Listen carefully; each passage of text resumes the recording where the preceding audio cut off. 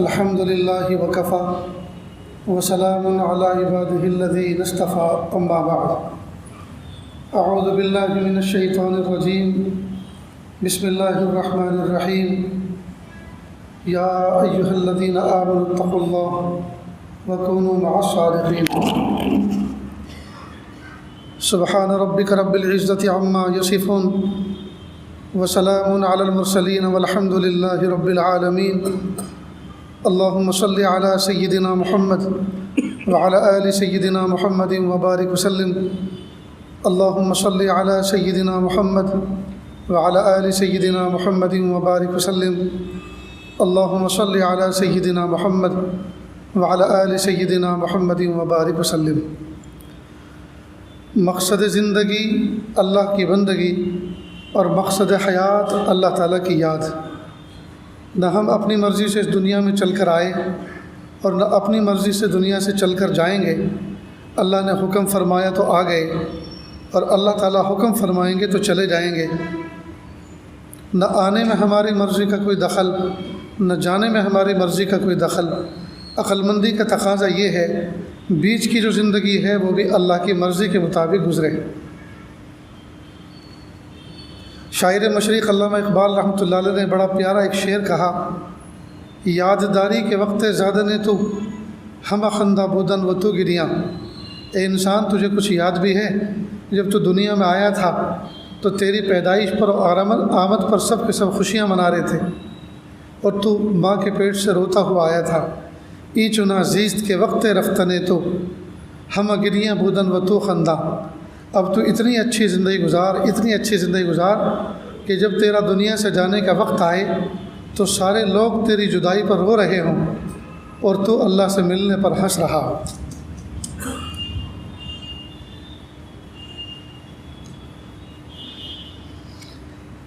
کہنے کو تو بہت آسان ہے، دو لفظوں میں بات پوری ہوتی ہے، لیکن اس کے لیے مسلسل جہد مسلسل کرنا پڑتا ہے، تب جا کے اللہ تعالیٰ کی رحمت بندے کی طرف متوجہ ہوتی ہے۔ میں نے آپ کے سامنے قرآن پاک کی آیت پڑھی۔ اللہ پاک فرماتے ہیں یا ایھا الذین آمنوا اتقوا اللہ، اے ایمان والو تقوی اختیار کرو، وکونوا مع الصادقین، اور صالحین کے ساتھ رہو، نیک بندوں کے ساتھ رہو۔ وکونوا مع الصادقین، نیکوں کے ساتھ رہو۔ کتنا رہیں؟ 1 سال، 2 سال، 40 دن، مہینے، کتنے دن رہیں؟ علامہ آلوسی بغدادی رحمۃ اللہ علیہ نے تفسیر روح المعانی میں لکھا، ای خالطوہم لتکونوا مثلہم، صالحین کے ساتھ اتنا رہو کہ ان کے جیسے بن جاؤ، ان کے مانند بن جاؤ۔ اس پوری کائنات کے اندر جتنی اچھائیاں اور برائیاں ہیں، جتنی بھی اچھائی اور برائی ہیں، وہ کسی نہ کسی کے اندر سے ٹرانسفر ہوئی ہے، کسی نہ کسی کی صحبت میں منتقل ہوئی ہے۔ کوئی آدمی اسموکنگ کرتا ہے، اسے پوچھے بیٹا آپ کے ابا نہیں پیتے، تمہارے دادا کو بھی میں نے دیکھا وہ بھی نہیں پیتے تھے، تمہارے نانا کو بھی میں جانتا ہوں وہ بھی نہیں پیتے تھے، یہ تم نے کہاں سیکھا؟ کہ انکل بس جانے دو، میں ایک ہاسٹل میں رہتا تھا، میرے کمرے کا ایک ساتھی تھا، وہ پیتا تھا، اس کی صحبت سے میں سیکھا۔ تو دیکھو اسموکنگ کی عادت جو اس کے اندر آئی وہ کسی کی صحبت سے آئی۔ گھر کے اندر کوئی بہن ہے، بہترین ڈش تیار کی، انہوں نے کھانا تیار کیا، بہن آپ نے یہ کہاں سے سیکھا؟ انہوں نے کہا ہمارے پڑوس میں سعودی میں ایک فیملی رہتی ہے، وہ آئی ہوئی تھی، تو میں ایک مرتبہ جب وہ کھانا پکا رہی تھی، میں ایک مرتبہ میرا وہاں جانا ہوا تو میں نے ان کے پلیٹ فارم کے ساتھ کھڑے ہو کر دیکھا کہ وہ کیسے کوک کرتی ہیں، کیسے تیار کرتی ہیں، تو میں نے اپنے ہاں کے اس کی ٹرائی کی، الحمدللہ بہت اچھی بن گئی۔ تو دیکھو اچھا کھانا بنانے کی صفت کسی کی صحبت سے منتقل ہوئی، کوئی برائی کی عادت کسی کی صحبت سے منتقل ہوئی۔ اس کائنات کے اندر جتنی اچھی بری چیزیں ہیں وہ کسی نہ کسی صحبت سے ٹرانسفر ہوتی ہیں۔ یہ عاجز کہا کرتا ہے ایک بچہ زندگی بھر گالی نہ دے ممکن ہے، لیکن گالی دینے والے بچوں کے ساتھ کھیلے اور پھر ایک بار بھی گالی نہ دے، یہ ناممکن ہے۔ ایک بچہ زندگی بھر بیڑی سگریٹ نہ پیے، یہ ممکن ہے، لیکن بیڑی سگریٹ پینے والوں کی صحبت میں رہے اور پھر ایک بار بھی نہ پیے، ناممکن ہے۔ صحبت اپنا اثر کر کے دکھاتی ہے۔ اور تو اور بے جان چیزوں کی صحبت کا اثر ہوتا ہے۔ میں اپنے سبق کے طور پر مثال دیا کرتا ہوں اپنا سبق یاد رکھنے کے لیے۔ یہ جو ٹیلی ویژن ریڈیو ریپیئر کرتے ہیں نا، سنبھالتے ہیں، ان کی دکان پر آپ جائیں کوئی انسٹرومنٹ لے کر اس کو ریپیئر کرانے کے لیے، تو کوئی مقناطیس رکھا رہتا ہے۔ مقناطیس کیا بلکہ اسپیکر جو ہوتے ہیں اس کے پیچھے کا حصہ وہ رکھا رہتا ہے، جس میں بڑا سا میگنیٹ لگا رہتا ہے، الٹا رکھا رہتا ہے، اور اس کے اوپر وہ ایک پیچکش اسکرو ڈرائیور، ایک بلکہ 2-3 چپکا کے رکھتے ہیں۔ اسکرو ڈرائیور جو ہوتے ہیں، پیچکش جس کو اردو میں کہتے ہیں، وہ لوہے کے ہوتے ہیں اور وہ مقناطیس ہے، لیکن اس کو چپکا کے رکھتے ہیں۔ اور کئی مرتبہ کوئی مشین کھولنے میں کوئی اسکرو اندر گر جائے جہاں انگلی نہ جا سکے، تو وہ مقناطیس سے چپکے ہوئے لوہے کے اسکرو ڈرائیور کو اٹھاتے ہیں اور اس کو اندر لٹکاتے ہیں، اور وہ فوراً سک کر لیتا ہے، چوس لیتا ہے، چپکا لیتا ہے اسکرو کو جو کھل کے گرا ہوا نیچے، اور وہ لٹکا کے باہر نکال دیتا ہے۔ سوال یہ پیدا ہوتا ہے، یہ لوہے کا اسکرو ڈرائیور، اس کے اندر کشش کہاں سے آئی؟ وہ جو اسکرو لوہے کا گرا تھا، یہ بھی لوہے کا، وہ بھی لوہے کا، لیکن اس نے اس کو چپکانے کا کام کیسے کیا؟ کہ مقناطیس کی صحبت میں رہے نا، یہ اسکرو ڈرائیور مقناطیس کی صحبت میں رہا، تو اس کی وجہ سے یہ صفت اس کے اندر منتقل ہوئی۔ یہ جو میں بات سنائی ہے، آپ کو کچھ سمجھ میں آیا؟ یہ سبق کبھی کبھی یہ سب مکینک لوگ ہوتے ہیں، ان کے پاس بھی کھڑے ہو کے دیکھا کرو یہ کرتے کیا ہیں۔ الحمدللہ مجھے بچپن سے عادت ہے، جہاں کوئی کام ہو رہا ہو میں کھڑا ہو کے دیکھتا ہوں۔ اور آج بھی جب سے میں نے یہ روایت سنی ہے کہ اللہ تعالیٰ کو ہنرمند مومن بے ہنر مومن کے مقابلے میں زیادہ پسند ہے، تو اس کے بعد سے تو پھر جب بھی میں کہیں جاتا ہوں، کسی شہر میں، کسی بستی میں، اور کچھ وقت ہوتا ہے بیان وغیرہ کے لیے، میں پوچھتا ہوں بھیا کوئی کارخانہ، کوئی دکان، کوئی فنکار، کوئی ہنرمند شخص رہے کہ مجھ سے ملاقات کروں اور میں ذرا اس سے دیکھ کر آؤں، ملاقات کر کے آؤں۔ اور الحمدللہ وہ صنعت، وہ کاریگری، وہ فن، اس کو سمجھنے کی کوشش کرتا ہوں، کئی مرتبہ سیکھنے کی کوشش کرتا ہوں۔ ہنرمند کیوں نہ بنے؟ تو اس لیے دیکھنا چاہیے۔ کئی مرتبہ سیٹھ لوگ گاڑی میں پنچر ہو گیا، اور سیٹھ ہوتے ہی ڈبل پیٹ، مڑا تو جاتا نہیں ان سے، جھکا تو جاتا نہیں، کیونکہ سیٹھ ہے نا، اس لیے ڈبل پیٹ بھی ہے، اس لیے وہ آرام سے بیٹھ جاتے ہیں ایک طرف، یہ کھڑے رہتے ہیں، اور وہ اسپیئر ویل نکالتا ہے۔ حالانکہ دیکھنا چاہیے کہاں سے نکالا جاتا ہے، کس طرح لگایا جاتا ہے، کس طرح نکالنے کے بعد پھر اس کو واپس اس جگہ پہ رکھا جاتا ہے، یہ سمجھنے کی چیز ہے۔ کئی مرتبہ اگر کوئی میکینک نہ ہو اور خود کا پیٹ اتنا بڑا ہے کہ یہ کام کر نہیں سکتا، تو کسی نوجوان بچے کو بولا بیٹا آؤ دیکھو میں آپ کو بتاؤں گا کیسے کرنا ہے، صرف آپ کو کرنا ہے، میں آپ کو خوش کر دوں گا، میں آپ کی خدمت کرنا چاہتا ہوں، خوش کر دوں گا، بیٹا میں معذور ہوں نا، مجھ سے نہیں ہو سکتا، آپ ذرا کرو میں بتاؤں گا۔ تو آپ نے سیکھا ہوگا، دیکھا ہوگا کسی کو فٹ کرتے ہوئے، تو اس سے وہ کام لے سکیں گے۔ ہمیں سیکھنا چاہیے۔ بڑے افسوس کی بات ہے، ہمارے گھروں کے اندر نل فیل ہو جائے تو ہم پلمبر کا انتظار کرتے ہیں، وہاں تک ہزاروں لیٹر پانی ضائع ہو جاتا ہے۔ ہمارے گھر کے اندر ایک ٹول کٹ ہونی چاہیے، جس میں پائپ رنچ بھی ہو، اور جس میں چابی پانے بھی ہوں، جس میں پیچکش بھی ہو، اسکرو ڈرائیور بھی ہو، سب ساری چیزیں ہوں، ٹیپلون ٹیپ بھی ہو، ہم اپنا نل خود ریپیئر کر سکیں، ہم فیوز لگانا بھی جانتے ہوں، ہر چیز ہمیں آنی چاہیے، ہنرمند مومن بننا چاہیے۔ بہرحال مومن کو چاہیے کہ وہ سیکھے۔ خیر، تو جزاک اللہ، اب وہ پیشکش کو ڈالتا ہے، اس کو چپکا لیتا ہے، اور اس پیشکش کے اندر جو لوہے کا بنا ہوا ہے، اس کے اندر یہ صفت نہیں ہے کہ وہ کسی لوہے کو اپنی طرف کھینچ سکے، لیکن وہ کھینچ کیوں رہا ہے؟ اس لیے کہ وہ مقناطیس کی صحبت میں رہا ہے، مقناطیس کی صحبت میں رہا ہے۔ تو جب لوہا بے جان، مقناطیس بے جان لوہا بے جان مقناطیس کی صحبت میں رہا، اس کی صحبت کا اثر آ گیا، تو تڑپتا ہوا دھڑکتا ہوا دل رکھنے والا انسان کسی تڑپتے ہوئے دھڑکتے ہوئے دل رکھنے والے انسان کی صحبت میں رہے، تو کیا اس کا درد اور اس کا سوز درو اس کے اندر منتقل نہیں ہوگا؟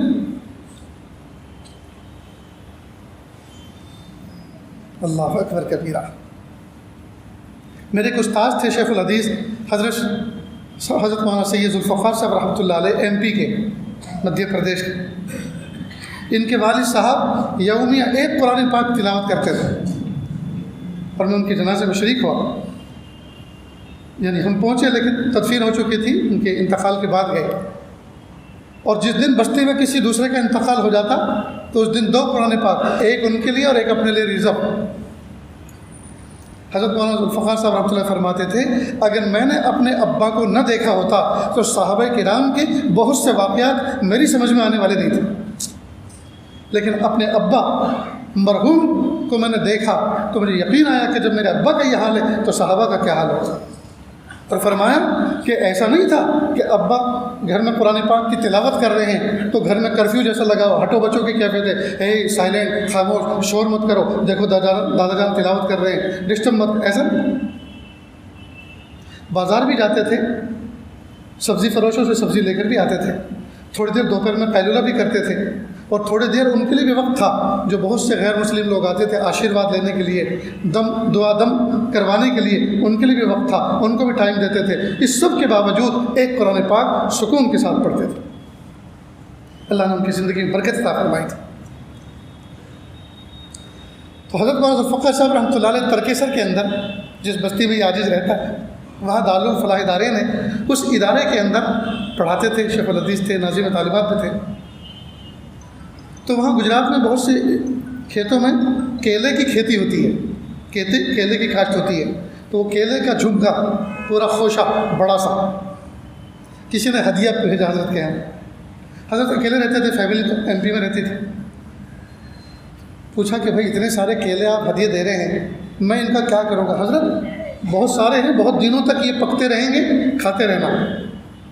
تو کہ کیسے پکتے ہیں کہ حضرت ان کو ہینگ کر دو، کہیں لٹکا دو، اس کے اوپر کوئی چادر ڈال دو، یہ پکتے رہیں گے، استعمال کرتے رہیے، آپ کے مہمان بھی آتے رہتے ہیں، ان کے سامنے پیش کیجیے۔ حضرت نے اپنے کسی طالب خادم کو کہا کہ اس کو لٹکا دو، لٹکا دیا اور اس پر چادر کا غلاف چڑھا دیا۔ اب حضرت فرماتے ہیں کہ جب میں وضو کے لیے جاتا تو وضو خانے کے راستے میں وہ کیلے کی لوم لٹکی بھی ہوتی، تو میں آتے ہوئے جاتے ہوئے دھیرے سے کھول کے دیکھتا کہ کوئی پکا کہ نہیں پکا، لیکن پکنا تو دور کی بات ہے، وہ سبز تھے اور کالے ہونے شروع ہو گئے۔ میں نے سوچا کسی نے اتنی بڑی نعمت مجھے لا کر دی اور وہ نعمت مجھے کسی کام کی نہیں، کہیں ایسا نہ ہو ضائع ہو جائے، اس کا دینے کا بھی کیا فائدہ، میرے لینے کا کیا فائدہ۔ تو اپنے خادم کو کہا بیٹا بازار میں ایک چچا ہیں جو ریڑے کے اوپر کیلے بیچتے ہیں، ان سے پوچھو کیلے کی ترکیب پکانے کی کیا ہے۔ تو اس بچے نے پوچھا کہ کس نے پوچھوایا آپ سے؟ کہ حضرت مولانا ذوالفقار صاحب نے۔ کہا شام کو آنا میرے پاس، میں تم کو ایک پڑیا دوں گا۔ اور وہ شام کو گیا تو اس نے مسالے کی ایک پڑیا دی اور کہا اس کیلے کی لوم کے اندر، اس کیلے کے خوشے کے اندر بیچ میں کہیں اس کو چھپا دینا اور کپڑا ڈھک دینا، شام کو یہ کام کرنا، صبح کو پک جائیں گے۔ کہا ہم نے یہ کام کیا، شام کو صبح کو دیکھا تو ایسا لگ رہا تھا جیسے کیلے سارے کے سارے مسکرا رہے، پیلے خوشبودار۔ حضرت بڑے خوش ہوئے، فرمایا کہ بھائی سب اس کو اتارو اور میرے پڑوس میں دائیں بائیں جتنے اساتذہ رہتے ہیں سب کے ہدیہ کرو، اس لیے کہ تو سب ایک ساتھ پک گئے، یہ تو کسی کام کے نہیں رہے، 2-3 ہم رکھ لیتے ہیں، باقی سب تقسیم کر دو۔ پھر فرمایا درس میں ہمیں کہ اگرچہ میرا نقصان تو بہت بڑا ہوا کہ ڈھیر سارے کیلے بہت دنوں تک چلتے ہوئے ایک ہی دن میں مجھے نپٹانے پڑے، میرا نقصان تو بہت بڑا ہوا، لیکن ایک بہت کام کی چیز ہاتھ لگ گئی، ایک سبق مل گیا کہ جب مسالے کی چھوٹی سی پڑیا میں ایسی تاثیر ہے کہ اس کی صحبت میں جتنے کیلے تھے وہ سارے کے سارے پک گئے، تو یہ اللہ والے اپنی صحبت میں بٹھا کر کیا ان کی صحبت میں یہ تاثیر نہیں ہوگی کہ یہ بھی ان کو پکا دیں؟ فرمایا کہ اس سے مجھے یہ بات سمجھ میں آئی، یہ اللہ والے اپنے سینے کے اندر ایسا درد رکھتے ہیں اور ایسا مسالہ رکھتے ہیں کہ اپنے ارد گرد رہنے والے اور بیٹھنے والوں کو کندن بنا دیتے ہیں۔ تو جب بے جان چیزوں کے اندر اللہ تعالیٰ نے ان کی صحبت میں تاثیر رکھی ہے، بے جان چیزوں کی صحبت میں اللہ نے تاثیر رکھی ہے، تو جاندار انسان کی صحبت میں تو بڑی تاثیر ہے۔ چونکہ اللہ تعالیٰ ہمارے خالق ہیں، مالک ہیں، وہ جانتے ہیں کہ ہمارے کون کون سے پہلو کس طرح کے ہیں، تو اس لیے اللہ پاک نے قرآن پاک میں آیت نازل فرمائی، یا ایھا الذین آمنوا اتقوا اللہ، اے ایمان والو تقوی اختیار کرو، وکونوا مع الصادقین، اور صالحین کی صحبت اختیار کرو۔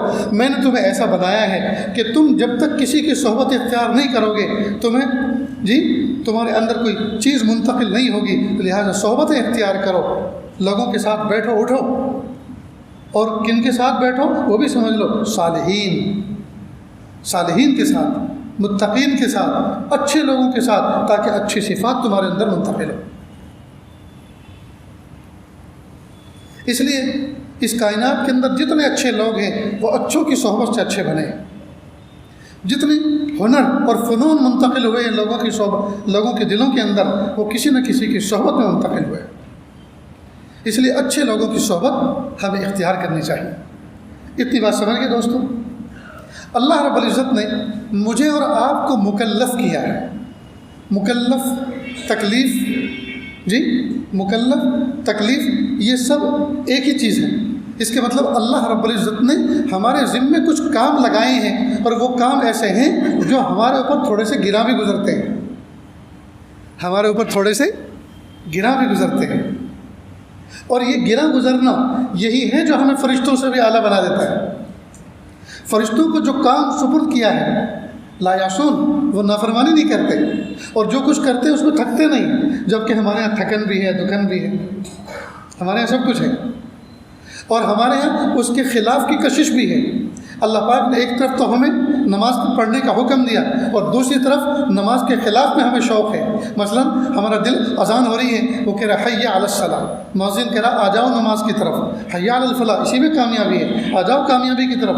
وہ تو یہ کہہ رہے ہیں، اور ہماری طبیعت کیا کہہ رہی ہے؟ تھوڑی دیر آرام کرو نا، ہمیشہ تو نماز پڑھی ہے، آج اگر نہیں پڑھیں گے تو کیا ہو جائے گا؟ تھوڑا گیسٹ بھی آئے ہوئے ہیں، مہمان بھی آئے ہوئے ہیں، جی گرم گرم کھانا تیار ہے، سوپ آ چکا ہے، اسٹارٹر آ چکا ہے، اب تھوڑا سا کام اور باقی ہے، نماز پھر دیکھ لیں گے.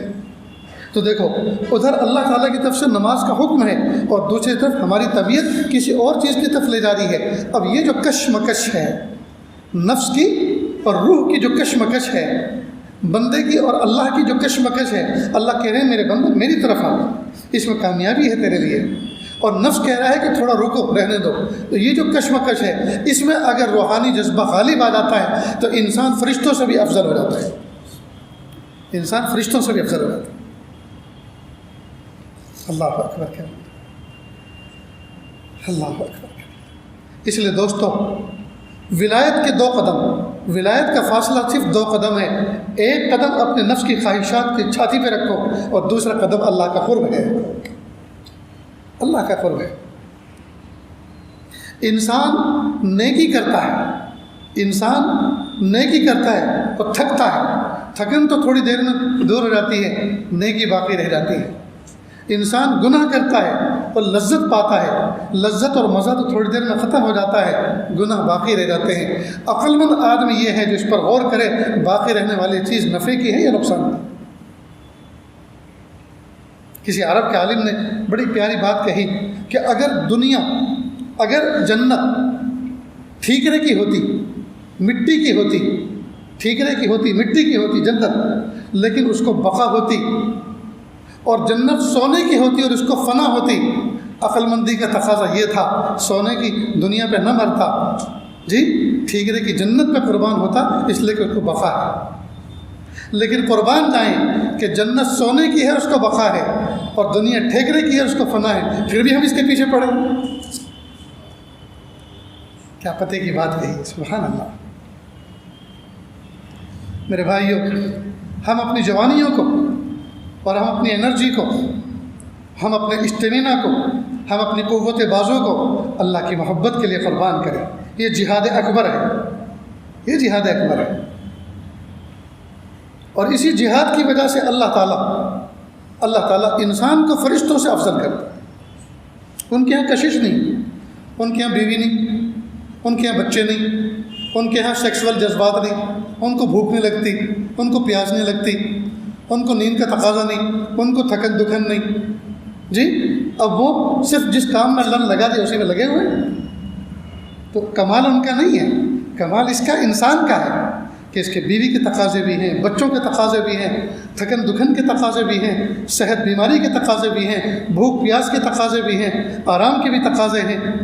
یہ سب ہے، اور اس سب کے خوشی اور غم کے تقاضے بھی ہیں. اس سب کے باوجود اللہ نے فرمایا حی علی الصلاۃ، آ جاؤ نماز کے لیے. وہ شادی خانے سے اٹھ کر پتلی سی گلی سے نکل کر صف اول میں آ کے بیٹھتا ہے، نماز پڑھتا ہے سکون کے ساتھ. اللہ تعالیٰ اس پر رشک کرتے ہیں، اے فرشتوں، اس کی پیدائش پر تم نے مجھ پر اعتراض کیا تھا، یہ دیکھو وہاں دیکھو گرم گرم کھانا موجود، وہاں دیکھو دل بہلانے والے دوست احباب موجود، اس کو ڈھونڈتے پھر رہے ہیں. یہ سب کو دھکا دے کر آ گیا ہے مجھ سے ملنے کے لیے، میرے حکم پہ لبیک کہنے کے لیے.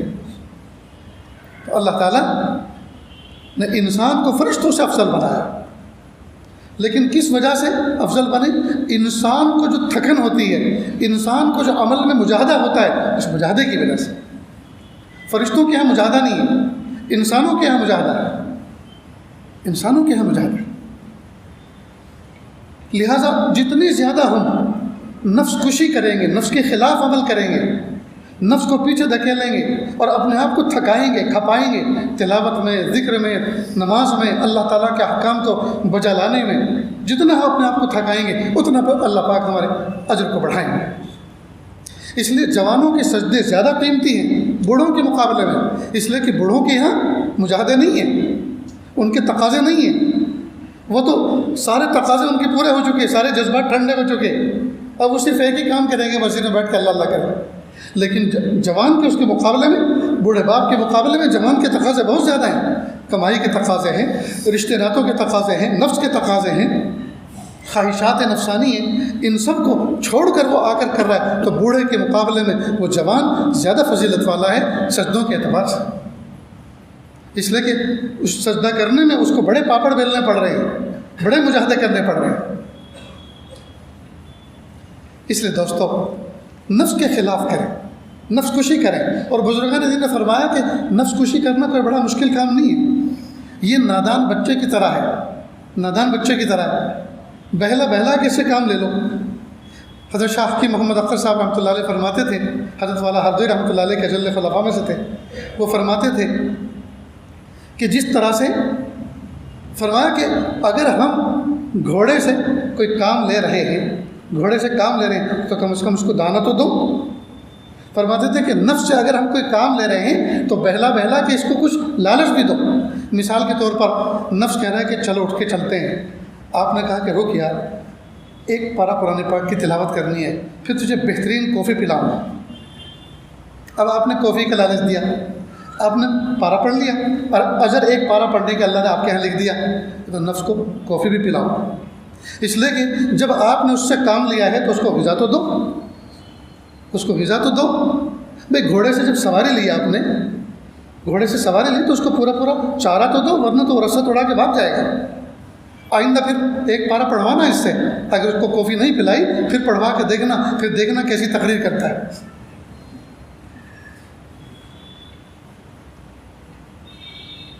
ایک بزرگ فرماتے ہیں، ان کا واقعہ لکھا ہے کتابوں میں، کہ وہ تہجد کے وقت اٹھے، اور اللہ تعالیٰ تہجد میں ہر مومن کو کسی نہ کسی پہلو سے اٹھاتے ہیں، لیکن یہ تو ہمارا نفس ہم پہ غالب آتا ہے کہ اسی وقت بلینکٹ اور اچھی طرح تان لیتے ہیں، اور اذان ہوتی ہے فور وہ اور اچھی طرح سے تانتے ہیں تاکہ آواز ہی نہ آئے اندر۔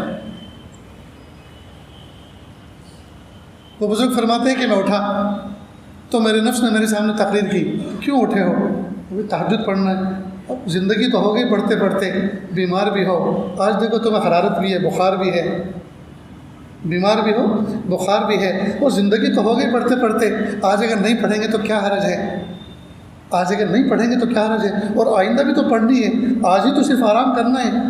ولی نفسی کا علیہ کا حق کو حدیث بھی سنائی ہوگی اس نے، نفس نے، کیونکہ مولوی کا نفس بھی مولوی ہوتا ہے، عالم کا نفس بھی عالم ہوتا ہے، ولی نفسی کا علیہ کا حق، تیرے نفس کا بھی تو تجھ پر حق ہے، تھوڑا آرام کر لے۔ تو کہ میں نے اپنے نفس کو کہا بات صحیح ہے، بوڑھا بھی ہوں اور تہجد کی نماز کوئی فرض بھی نہیں ہے، اور بہت پڑھی ہے، اور آئندہ بھی انشاءاللہ پڑھ لیں گے، آج نہیں پڑھیں گے تو کوئی حرج بھی نہیں ہے، لیکن میں نے اپنے نفس کو کہا ذرا جب اٹھ ہی گیا ہے تو اٹھ اور واش روم جا کے ذرا پیشاب پانی کر لیں۔ تو کہ میں نے اپنے آپ کو اٹھایا اور میں واش روم گیا، میں نے پیشاب کر لیا، پیشاب سے فارغ ہوا، ضرور سے فارغ ہوا تو نیند اڑ چکی تھی، سستی غالب ختم ہو چکی تھی۔ پھر میں نے کہا جب پیشاب کر لیا ہے، گیزر بھی لگا ہوا ہے، صرف آن ہی کرنا ہے نا نل کو، گرم گرم پانی سے وضو بھی کر لے، تو میں نے وضو بھی کر لیا، وضو بھی کر لیا۔ جب میں باہر نکلا واش روم سے اور اپنے پلنگ کی طرف جانا تھا، راستے میں مصلی بچھا تھا، میں نے فٹاک سے نیت باندھ لی کہ نفس تو سلانے کی تقریر کر رہا تھا، میں نے اس کو بہلانے کی تقریر کی کہ بھئی کم از کم اٹھ گئے ہیں تو پیشاب پانی کر لیں۔ اس کے بعد وضو کرایا، جب وضو کرایا تو وضو کرنے کے بعد جب آ رہے تھے تو نفس سے ایک اور بات کہی، بھئی نماز تو نہیں پڑھ لی لیکن کم از کم دعا تو کر لیں۔ اور جب مصلی پہ لا کے کھڑا کر دیکھا تو دعا کیا، دعا تو نماز کے بعد اچھی لگتی ہے، چل 2 رکعت ہی پڑھ لیتے ہیں، فٹاک سے نیت باندھ لیں۔ تو نفس کو بہلا بہلا کے بہت سے کام کرنے ہوتے ہیں۔ ہم اپنے چھوٹے چھوٹے معصوم بچوں کو اسکول بھیجتے ہیں کہ نہیں، مدارس بھیجتے ہیں کہ نہیں، مکاتب بھیجتے ہیں کہ نہیں، کیا کیا سجیشن کرتے ہیں، کیا کیا ترتیبیں کرتے ہیں، کیا کیا ٹٹمبے کرتے ہیں، کبھی کھلونا لا کے دیتے ہیں، کبھی چاکلیٹ، کبھی کچھ وعدے وعید کرتے ہیں، اور بچہ راؤز ہو جاتا ہے اور جانے لگتا ہے، عادی بن جاتا ہے۔ ٹھیک اسی طرح ہم اپنے نفس کو عادی بنائیں، ہم اپنے نفس کو عادی بنائیں، اور جب یہ عادی بن جائے گا سبحان اللہ، پھر تو اس بات کی کوشش کرو گے کہ مجھے چھوڑ دینا اللہ کی یاد کو، نہیں چھوڑ سکے گا، نہیں چھوڑ سکے گا۔ میرے بھائیو، میں بڑا عاجزانہ انداز سے آپ سے درخواست کرتا ہوں، اللہ کے لیے، اللہ کے بن جاؤ، اللہ کے لیے، اللہ کے بن۔ آسمان کی چھت کے نیچے اس وقت جائے پناہ نظر نہیں آ رہی سوائے اللہ کی محبت و معرفت کی۔ اس وقت امت کا حال یہ ہے، عرب اور عجم میں کوہرام مچا ہوا ہے، نہیں پتہ امت بالکل اس طرح جس طرح چوراہے پر ایک بچہ کھڑا ہوا ہوتا ہے جو یتیم ہو، جس کا نہ گھر ہو نہ در ہو نہ کوئی سہارا ہو، اور سر شام ہو اور مغرب کا مؤذن اذان دے رہا ہو، اس بچے کو یہ پتہ نہیں ہوتا میں آگے کو جاؤں یا پیچھے کو ہٹوں، دائیں جاؤں یا بائیں جاؤں، میں کھاؤں کیا اور قیام کہاں کروں۔ جس طرح ایک یتیم بچے کو، مسکین کو سر شام کچھ پتہ نہیں چلتا، آج امت کا حال بالکل ایسے ہو چکا۔ کس پہ اعتماد کریں؟ سعودی عرب پر، وہ اپنی خیر بنائیں؟ کس پر بھروسہ کریں؟ کون ہمارا سہارا بنے گا؟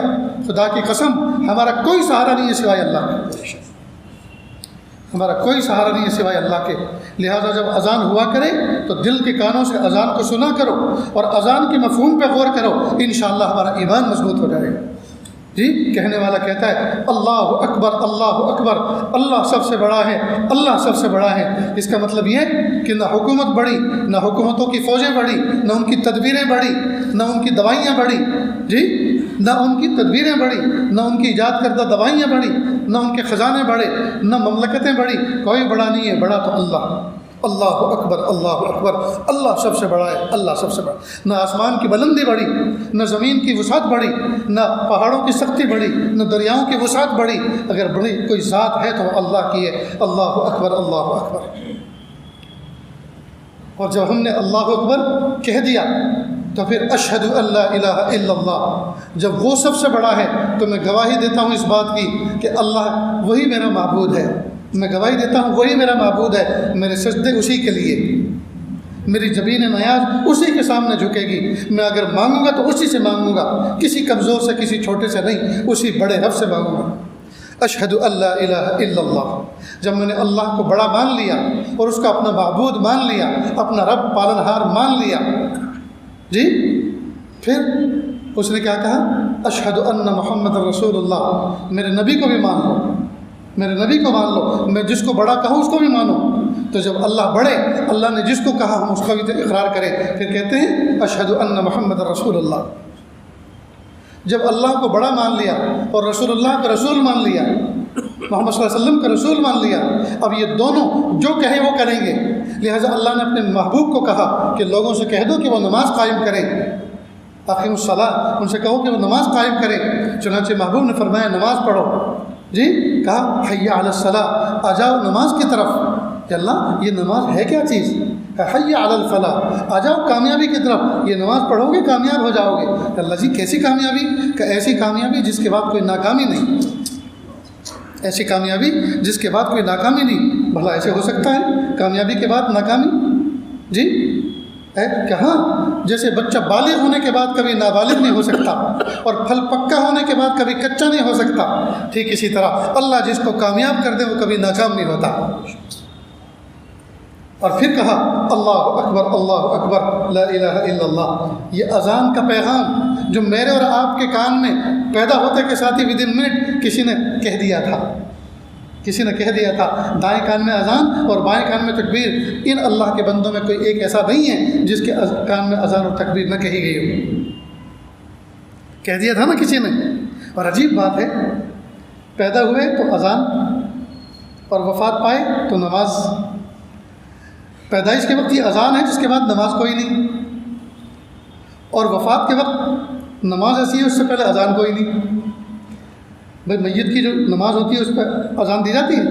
نہیں. اور بچے کی پیدائش پر جو اذان کہی جاتی ہے اس کے بعد نماز پڑھی جاتی ہے؟ نہیں. معلوم ہوا مومن کی زندگی اذان اور نماز کے درمیان کا وقفہ ہے. پیدا ہوئے تو اذان اور وفات آئی تو نماز. تو جیسے اذان اور نماز کے درمیان میں فکروں کے ساتھ آدمی وقت گزارتا ہے، بس مومن کو چاہیے اذان اور نماز کے درمیان کا وقفہ گزارنا. میرے بھائیو، ہم جو آئے ہیں اس دنیا کے اندر، یہ کوئی لمبی چوڑی کہانی نہیں ہے. 60-70 سال کی عمر ہم لے کر آئے ہیں. کچھ گزر گئی، کچھ باقی ہے. حساب لگاؤ تو لگتا یہ ہے کہ جو گزر گئی وہ زیادہ تھی اور بچی ہے وہ تھوڑی ہے.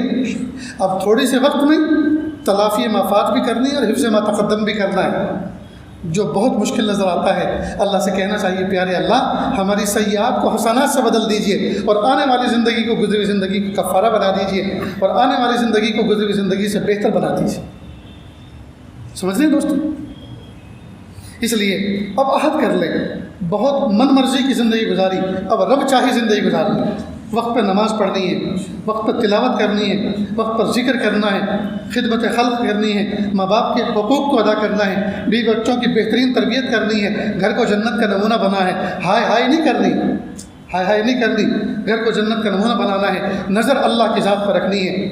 جی نظر اللہ کی ذات پہ رکھنی ہے. ہم اسباب پہ نظر نہ رکھیں، اسباب کو اسباب کے درجے میں اختیار کریں لیکن اسباب کو خدا نہ سمجھیں. جی پیسہ ہو چاہے جیسا ہو، ہائے ہائے نہیں. یاد رکھیں پیسے سے انسان چشمہ تو خرید سکتا ہے، بینائی تو نہیں خرید سکتا. پیسے سے انسان دوا تو خرید سکتا ہے، شفا تو نہیں خرید سکتا. پیسے سے انسان کتابیں تو خرید سکتا ہے، علم تو نہیں خرید سکتا. پیسے سے انسان موٹے موٹے گدے تو خرید سکتا ہے، میٹھی میٹھی نیند تو نہیں خرید سکتا. پیسے سے انسان سفید بالوں کو کالا کرنے والا خضاب تو خرید سکتا ہے لیکن شباب اور جوانی تو نہیں خرید سکتا. معلوم ہے پیسے سے سارے کام نہیں ہوا کرتے، اللہ کے فضل سے ہوتے ہیں. اس لیے اجملوا فی طلب کرنے میں بہت زیادہ پریشان مت ہو، ہلکی پھلکی کوشش کرو، نظر اللہ کی ذات پہ رکھیں. اسباب ضرور اختیار کریں، نظر اللہ کی ذات پر رکھیں. اسباب کو مسبب الاسباب سے زیادہ نہ درجہ دیں. کمائیں گے نہیں تو کھائیں گے کیا؟ یہ تو بتاؤ لاک ڈاؤن میں کیا کھایا تھا؟ کس نے کمایا تھا؟ کھلی تھی کسی کی شاپ؟ جی اس لاک ڈاؤن نے ہمیں یہ سبق دیا، پالنے والے ذات صرف اللہ کا. اور بہت اچھا کھایا. سنا بہت سے لوگوں نے تو صرف ڈرائی فروٹ کھائے کہ امیونٹی پاور بڑھے. بہرحال میرے بھائیوں، اللہ کے لیے ہم اللہ کے بن جائیں، گناہوں کو چھوڑیں، انٹرنیٹ کی بدماشیوں سے سچی توبہ کریں، انٹرنیٹ سے سچی توبہ کریں، اس کی فحش کاریوں سے سچی توبہ کریں، واٹس ایپ کی چیٹ سے سچی توبہ کریں. جی سچی توبہ کریں. اور رات کو کوشش کریں 10-10:30 بجے ڈیٹا آف کر دیں. ڈیٹا آف کر دیں اور فون کو ذرا اپنے ہاتھ کی رینج سے دور رکھ دیں. میٹھی نیند آنکھیں بند کرنے سے نہیں آتی، میٹھی نیند فون بند کرنے سے آتی ہے. سمجھے؟ اور عہد کریں کہ فجر کی نماز کے بعد اشراق پڑھ کے اس کو آن کریں گے. اور انٹرنیٹ زیادہ سے زیادہ 15 منٹ 20 منٹ اور زیادہ سے زیادہ آدھا گھنٹہ کنٹینیو استعمال کریں. اس کے بعد 3 گھنٹے کا پھر گیپ دے دیں، پھر آدھا گھنٹہ چالو کریں ڈیٹا اور پھر 3 گھنٹے کا گیپ دے دیں. جب یہ مصیبت نہیں تھی، یہ بلا نہیں تھی، تب بھی تو زندگی گزر رہی تھی اور کتنی اچھی گزر رہی تھی. آج کے دور کا مجاہدہ یہ ہے، آج کو ولایت حاصل کرنی ہو فون بند کرنا سیکھ جاؤ. اگر میرے کانٹیکٹ لسٹ میں اگر 400 500 1000 کانٹیکٹ ہیں تو کیا میں ان کا غلام ہوں کہ ہر وقت میں آن لائن رہوں اور ان کے سب کے جوابات دوں؟ میں نے کسی سے قرضہ لے رکھا ہے؟ جی کیا ضرورت ہے ہر وقت ہمیں بغیر کسی تنخواہ کے لوگوں کا نوکر بننے کا؟ بار بار میسج آ رہے ہیں، کوئی فرض واجب ہے ہر ایک میسج کو چیک کر لوں؟ گروپ بنے ہوئے ہیں صبح سے شام تک. یہ گروپ ایسی مصیبت ہے، 24 گھنٹے کوئی نہ کوئی آن لائن رہتا ہے. لگتا ہے شیطان سے کوئی عہد معاہدہ کیا ہو کہ جناب وہ سو جائیں گے تو میں نبھاؤں گا، اور جب میں سو جاؤں گا تو ان کو کہہ دینا وہ نبھائیں گے ڈیوٹی، کہ کوئی نہ کوئی آن لائن رہے ہر وقت. یہ گروپ کی بدماشیاں ہیں. اللہ اکبر کبیر. اتنے مصروف ذہنی طور پر ہم کبھی نہیں رہے جتنے آج کے دور میں ذہنی طور پہ مصروف ہیں. بوڑھے کیا، جوان کیا، عوام کیا، خواص کیا، نیک صالح کیا، جی عوام ہر ایک آدمی جوڑا ہوا، اللہ حفاظت فرمائے۔ اس لیے دوستو کچھ سادہ فون بھی ساتھ میں رکھا کرو جی، اور یہ اسمارٹ فون بند کرنے کا مزاج بھی بناؤ۔ اگر میرے ساتھ یہ جہاز کا ٹکٹ اور بہت سے پروگرام یہ سب جڑے ہوئے نہ ہوتے، سچ کہتا ہوں دیوار پہ پھینک کے ختم کر دیتا اپنے فون میں۔ یہ ایک نعمت بھی ہے، لیکن ہم اس کو اپنے لیے زحمت نہ بنائیں۔ بہت سارے کام کاج اس سے وابستہ ہیں، بزنس کے بہت سارے معاملات اس سے وابستہ ہیں۔ نعمت ایسی ہے، پہلے سیمپل آتا تھا، 1 مہینہ ہفتہ لگتا تھا آنے میں، اور پھر یس اور نو کا جواب دینے میں 1 ہفتہ لگتا تھا، اور وہاں تک وہ اسٹاک بھی ختم ہو جاتا تھا، فیشن بھی آؤٹ ہو جاتا تھا، مشینیں بدل جاتی تھیں، اور اب 1 سیکنڈ میں ادھر سے سیمپل آتا ہے، نمونہ پاس کرتے ہیں اور اوکے کا جواب جاتا ہے کہ نہیں؟ تو نعمت بھی ہے، لیکن دوستو اس نعمت کو ہم نے اپنے لیے زحمت بنا لیا۔ سب سے بڑا مسئلہ کیا ہے؟ میرج لائف بہت زیادہ ڈسٹرب ہو رہی ہے اس فون کی وجہ سے۔ اس دیواجی زندگی اس فون کی وجہ سے بہت زیادہ تلخیوں کا شکار ہو رہی ہے۔ وہ کیسے؟ بیوی بیٹھ کے اس کونے پہ لیٹی ہے، یہ اس کونے پہ لیٹے ہیں، اور بیچ میں کوئی بھی نہیں ہے، لیکن یہ فاصلہ کلومیٹر کا ہو گیا۔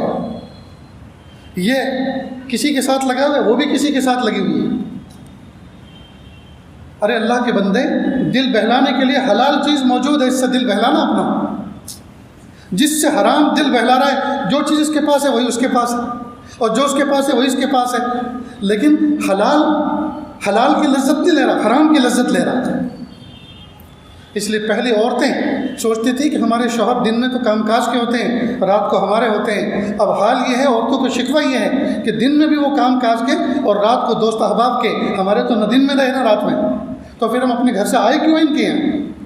ہم کوئی بچے جننے کی مشینیں ہیں؟ ہم کھانا پکانے کی مشینیں ہیں؟ جھاڑو پوچھا لگانے کی مشینیں ہیں؟ ہم کام والی ہیں یا گھر والی ہیں؟ اس لیے میرے بھائیو کوشش کرو اس بات۔ اچھا، عورت جو کہ غیور ہوتی ہے وہ سب زہر پی جاتی ہے، سہ جاتی ہے، بہت کم ہوتی ہیں جو اگینسٹ میں بولتی ہیں، لیکن اپنے دل میں وہ کڑتی رہتی ہیں اپنے شوہر کی بے وفائی کی وجہ سے۔ ایک بزرگ تھے، عشاء کے بعد اگر ان کو کوئی کہتا حضرت گھر تشریف لائیں، کچھ لوگ بیٹھے ہوئے کچھ دین کی باتیں کہہ رہے، ٹھہرو عشاء کے بعد کا وقت ہے، یہ میری بیوی کا وقت ہے، میں ان سے اجازت لیتا ہوں، اگر وہ اجازت دیں تو پھر آتا ہوں، اور نہیں تو معذرت قبول فرمائیں، آپ چلے جانا۔ آج کا دور ہوتا تو نوجوان کہتے بڈھے بڑھیا سے ڈرتا ہے، دیکھا خالہ جان کتنے بہادر ہیں کہ کنٹرول میں رکھا ہے، ایسا کہتے ہیں۔ لیکن یہ شریعت ہے، یہ دین ہے، وہ اگر اجازت دیں گے تو میں جاؤں گا، تو دین کی بات کروں گا، نہیں دیں گے تو یہ وقت ان کا ہے۔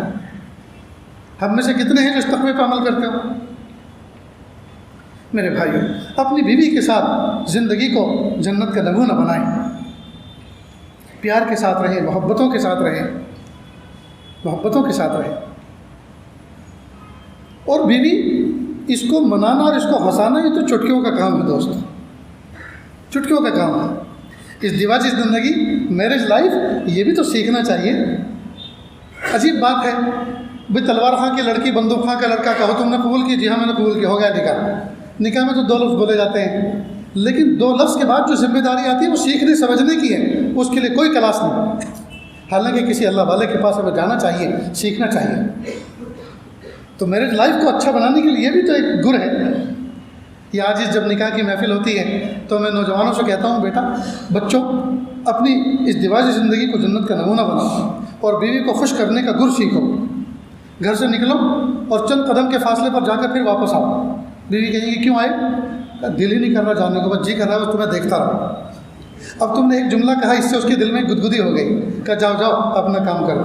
اب اس نے کہہ تو دیا لیکن جو خوشی اس کو ہوگی، جی اب دن بھر آپ نے گویا vitamin D C multi vitamin اس کو دے دیا آپ نے، اب اس کو تھکن نہیں ہوگی، اب اس کو تھکن نہیں ہوگی۔ پھر آفس پہ گئے، پھر دکان پر گئے، آپ نے ایک کال کیا، پیاری کہاں ہو؟ کہ گھر پر ہوں۔ کیا کر رہی ہو؟ کام کر کہ کام ہی کرتے رہو کہ ہم سے بات کرو؟ کہ کیا کام ہے؟ تو یہ بھی تو ایک کام ہے، میں تم سے بات کروں، یہ بھی تو ایک کام ہے، مجھ سے بات کرو۔ بس یاد آ رہی ہے، دل چاہ رہا ہے کہ اڑ کے چلاؤں۔ اب بقیہ آدھا دن اس جملے کے سہارے گزر جائے گا۔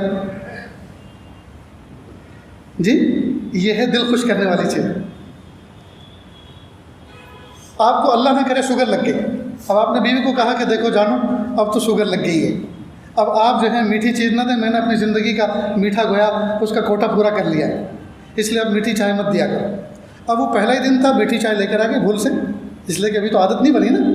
اب جب آپ نے چکھا تو ایک طریقہ تو یہ ہے کہ آپ یوں کہیں گھور کے اس کو مار ڈالو، اس کو زہر دے دیں۔ کیا ہوا؟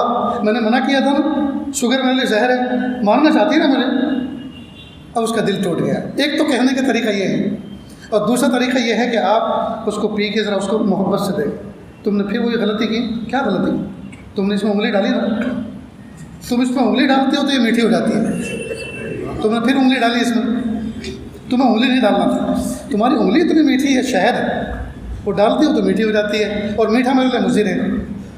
اب دیکھو یہی بات آپ نے کہی لیکن اس انداز سے، اب اس کے دل میں گدگدی ہو گئی۔ اب وہ لے کر جائے گی، پھیکی بنا کے لائے گی، اس میں دودھ ایڈ کر کے لائے گی، شوگر فری کر کے لائے گی اس کو جی۔ لیکن یہ جو چھوٹی سی مذاق انجوائے ہو گیا، اس سے اس کا دل خوش ہو گیا۔ اسی طرح کئی مرتبہ آپ سفر پہ جائیں، جب سفر سے واپس لوٹیں تو چھوٹا موٹا تحفہ اسپیشلی بیوی کے لیے لے کر آئیں، چاہے وہ کوئی جویلری ہو، چاہے وہ پیر کی چپل ہو، چاہے سر کا دوپٹہ ہو، چاہے کوئی اور چیز ہو۔ اصل میں ہر عورت پروف چاہتی ہے، محبت کا پروف چاہتی ہے، وہ یہ جاننا چاہتی ہے میرے شوہر کو مجھ سے محبت ہے یا نہیں۔ یہ ویسے ہی نکاح کی محفل میں پھنس گئے تھے۔ اب پروف کے لیے کوئی ثبوت چاہیے، یعنی ثبوتی کو پروف کہتے ہیں۔ اب جب آپ نے کوئی مٹھائی کا تحفہ دیا یا لباس کا تحفہ دیا، کوئی بھی چیز دی، تو اس کو یہ خیال آئے گا میرے شوہر اتنے مصروف، اتنے باعزت، اتنے دوست احباب میں بزنس میں مصروف رہنے والے، پھر باوجود اس سب کے وہ دکان کے اسٹیپ چڑھے اور میرے لیے خرید کے لائے۔ یقیناً میرے شوہر کے دل میں میری محبت ہے، تبھی تو یہ سب لے کر آئے، اور وہ دل سے محبت کرے گی، قدر کرے گی آپ۔ اب ہمارا حال یہ ہے، ہم دوسرے کے یہاں کھانے جاتے ہیں تو انگلی چاٹتے چاٹتے کہتے بھائی بھابھی جان نے بریانی بہت اچھی بنائی، بھائی بھابھی جان کو ہمارا سلام کہو، بھائی بھابھی جان کو ہماری طرف سے 500 روپیہ ہدیہ دو۔ تو بھابھی جان کی تو اتنی تعریف، اور بیوی جان کی وہ اس کے کان ترس گئے یہ سننے کے لیے کہ بیوی جان نے اچھا بنایا، کبھی نہیں، پھوٹے منہ سے تعریف نہیں کر رہا، تو اس تو بری بات ہے۔ اللہ تعالیٰ سے دعا ہے اللہ تعالیٰ کہنے سننے سے زیادہ عمل کی توفیق عطا فرمائے۔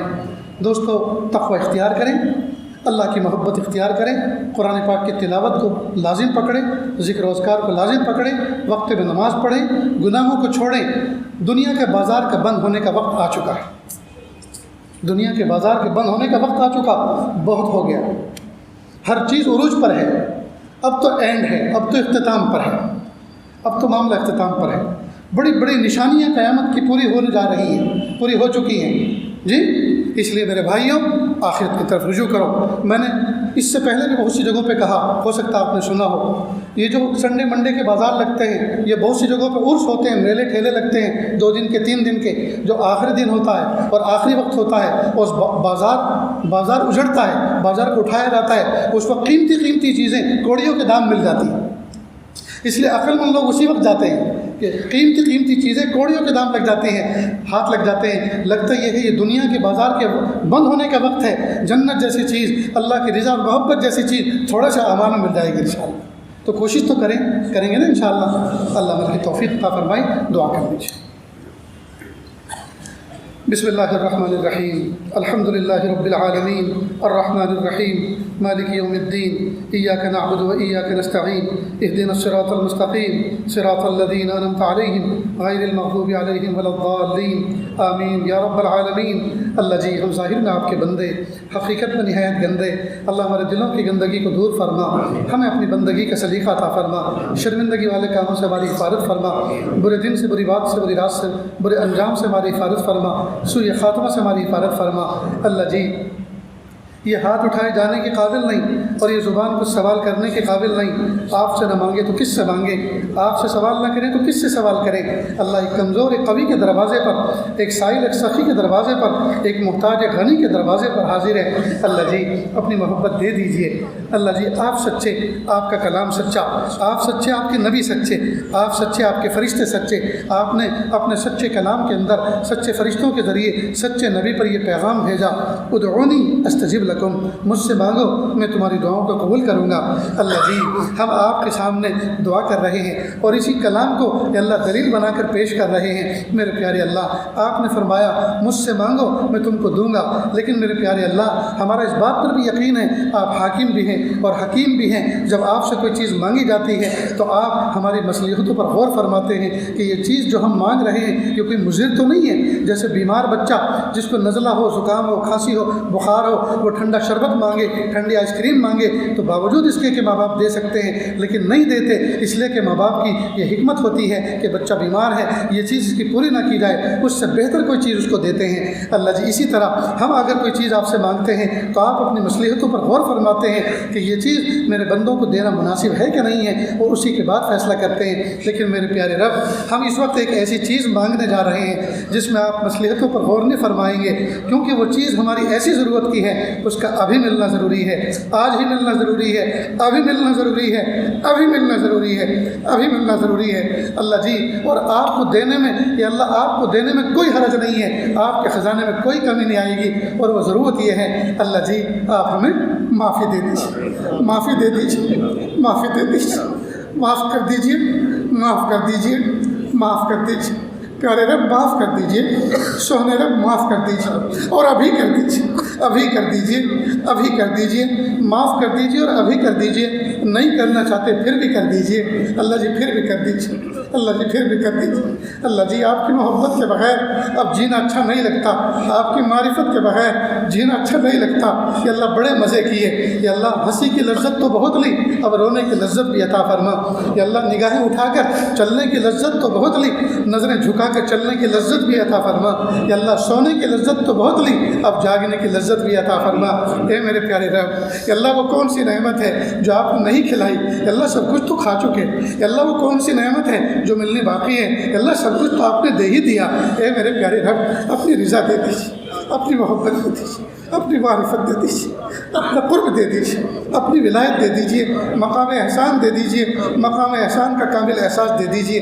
اللہ ہم کمزور ہیں، کانٹا لگ جائے تو تڑپ جاتے ہیں، بخار پڑ جائے تو مچل جاتے ہیں، پیٹ میں درد ہو اور مروڑ ہو تو اللہ لوٹے لوٹے پھرتے ہیں۔ اے میرے پیارے رب ہم سے زحمت برداشت کرنے کی عادت نہیں ہے، میرے پیارے اللہ نعمت عطا فرمائیے اور شکر کی توفیق دیجیے اور اس راستے سے اپنا قرب خاص عطا فرما دیجیے۔